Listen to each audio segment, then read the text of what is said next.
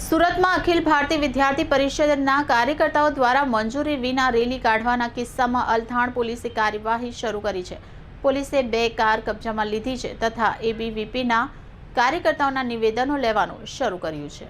અલથાણ વિસ્તારમાં એબીવીપીના કાર્યકર્તાઓ દ્વારા કથિત રીતે મંજૂરી વિના રેલી કાઢવા મામલે અલથાણ પોલીસે કાર્યવાહી શરૂ કરી છે। પોલીસે આ મામલાની તપાસ શરૂ કરી છે અને એબીવીપી કાર્યકર્તાઓના નિવેદનો રેકોર્ડ કરવાની પ્રક્રિયા શરૂ કરી છે।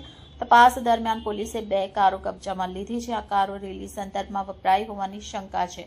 મામલાની વધુ તપાસ ચાલુ છે। પોલીસ તપાસ બાદ આગળની કાર્યવાહી હાથ ધરવામાં આવશે।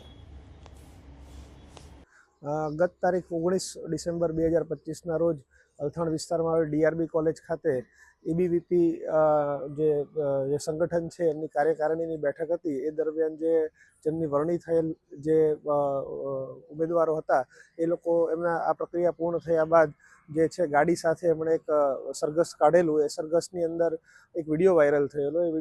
એ વાયરલ વિડીયોને જોતા એની અંદર અમુક કાળા કાચવાળી ગાડીઓ તથા અમુક ગાડીઓમાંથી જે છે ભયજનક રીતે ડ્રાઇવિંગ કરતા હોય એવું વિડીયોની અંદર સ્પષ્ટ જણાઈ આવેલ।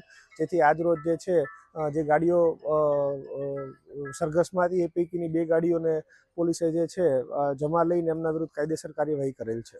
કેટલું જોખમી રીતે એ લોકો આ રીતે જે રીતે વિડીયોની અંદર જોઈ શકાય છે કે ચાલક ગાડી ચલાવતા હતા એ દરમિયાન જે ફ્રન્ટ સાઈડની જે વિન્ડો છે એની અંદરથી પણ જે અમુક દેખાતા ઈસમો જે છે બહાર નીકળેલા હોય। ચાલકે આ દરમિયાન ગાડી ચલાવવી જોઈતી નહોતી પરંતુ છતાં પણ ગાડી ચલાવતા રહે છે એટલે એમના વિરુદ્ધ ભયજનક ડ્રાઇવિંગનો ગુનો દાખલ કરેલ છે।